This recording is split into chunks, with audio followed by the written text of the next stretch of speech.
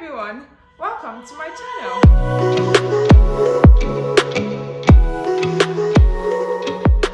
My name is Fisayo, and on this channel I share my creative interests, experiences and journey as an international student from Nigeria in the United States. Today I'll be sharing answers to some of the pertinent questions that I've received concerning my MBA experience and some other general things.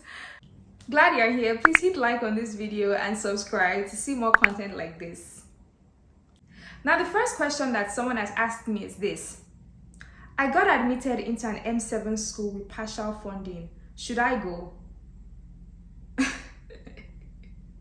Really? I'm sorry, but yes, that's the simple answer to your question. Yes, you got some funding, which is fine. Go.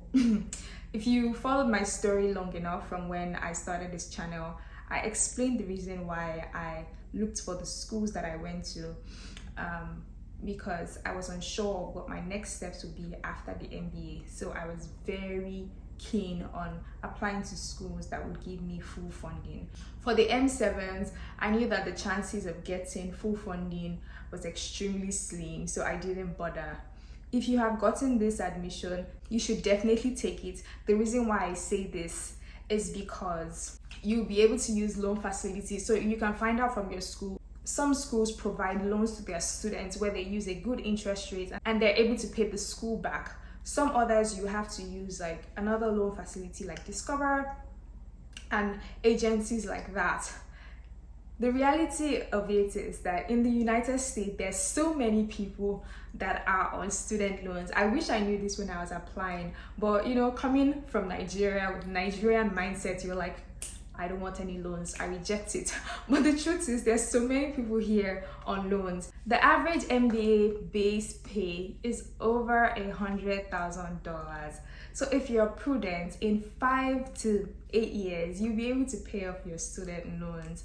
And in fact, there's some jobs that provide financial support to their staff, their employees. So I have friends who got jobs with investment bank and they got some funding to support them. So the financial support that they get helps them in paying off their loans. So some of these people even pay off their loans in less than 5 years. The rates are also good. So don't worry, it's not a bad thing at all. You have worked hard, you deserve a seat at the table. Please pack your bags and start coming. Second question: how do I find what schools to apply to? You just need to do a Google search, type US News Best Business Schools. You would see the ranking of the business schools in the United States. From there, each school, you'll be able to click and go into the website of the school to see what their requirements are, what their deadline is, what stage of the cycle or application they are currently at. It's that simple. US News Best Business School, and you have all the business schools or all the top business schools in the United States. Is the MBA only for business people? No. No, it isn't. It isn't.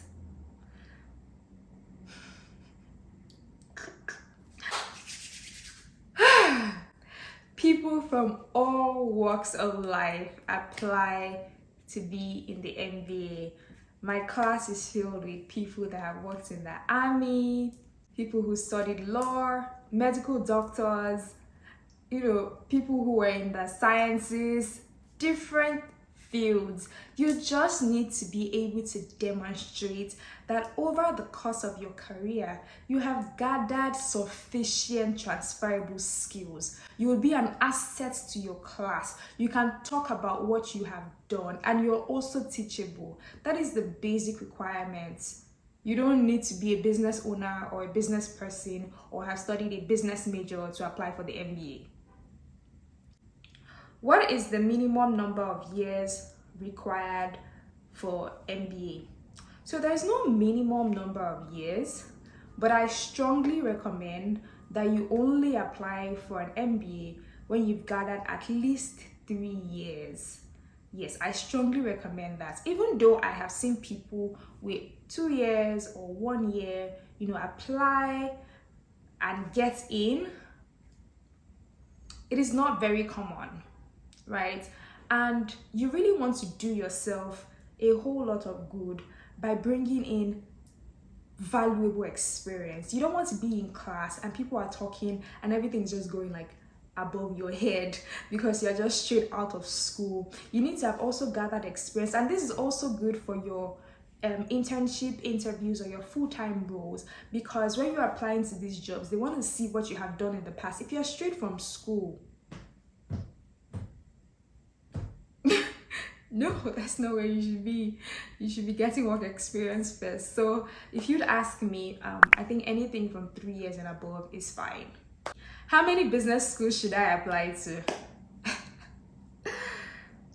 I think this is a personal question. I shared here that I applied to 11. I understand that it can be a little extra and not everybody has the same drive that I have, right? But in hindsight, maybe I'll have applied to just 7 schools. So if you ask me this question, right, if you're asking me, there's no straight jacket answer.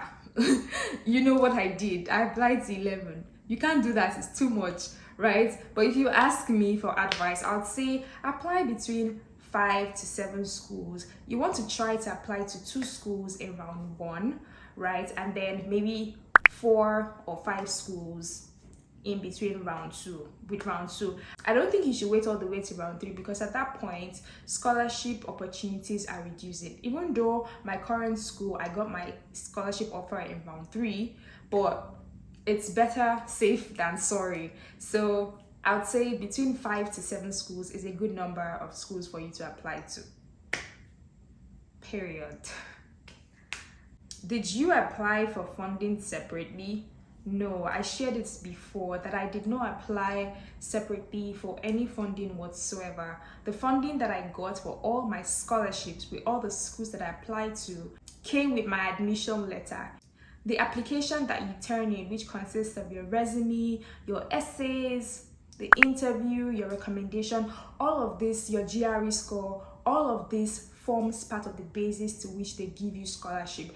Next question is, what are the requirements for PhD admission? Unfortunately, my expertise is in MBA admission. I do not know so much about the PhD. The only thing I know is that in the United States, you don't need to get an MSc or a master's before applying for the PhD. So you can go straight from bachelor's into PhD. That's about the only thing I know. If you need more guidance on the PhD application process, do send an email to anu@Titan Consulting or visit titanarrowconsulting.com to book a slot with them. They will guide you through the PhD admission process. Should I write the GRE or the GMAT? The GRE is verbal heavy and the GMAT is quant heavy. If you think that your strength lies in verbal, English, do the GRE. If you think that your strength lies in quants, mathematics, numbers, do the GMAT. Easy peasy. And if you're not sure where your strength lies, then give each of them a go. I want to believe that the person who is asking me this question is a 2023 applicant. And so you can still try 1 month studying the GRE and 1 month studying the GMAT. We're in February now, so if you study GRE for 1 month and GMAT for 1 month and try to take like a practice test and see how well you perform on either of them before deciding which one you want to go with, I think that's something you can do if you're up for it. Do I need to write the GRE or GMAT? No, you do not need to if the school is offering a waiver, but it is in your best interest to write the exam if the school isn't, because it also helps you to secure funding. So when they are portioning funds to people, they also, even though the GRE or the GMAT is a very small portion of the entire process, it is also looked at. So if your school requires that you write the GRE or the GMAT, please write it. How long did it take you to study for the GRE? Well, I started playfully studying for the GRE in October. of 2019, playfully. And towards the end of October, I started getting really serious. So I was sleeping in the office throughout November and December. Like, I was always sleeping in the office.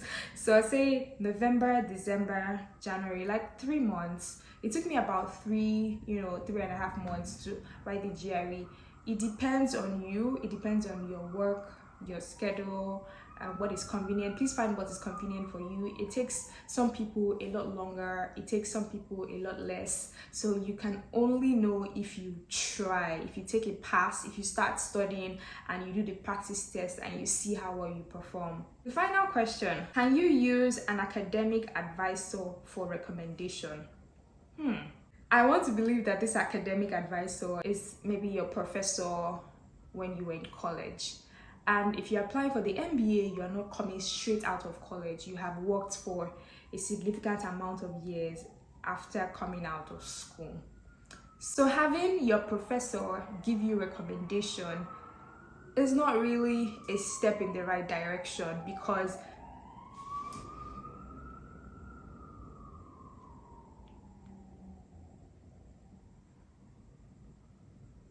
so you should ideally be seeking recommendation from the people that you have worked with, not people that you have worked with 4 or 5 years back.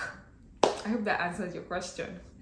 Anyways, that's the final question in this series. I hope you enjoyed listening to me. Please hit like on this video. Please subscribe if this is your first time here. I would like to have you on this journey with me. If you have any more questions for me, drop them in the comment section below and I will respond. Thank you so much, and see you in my next video. Bye.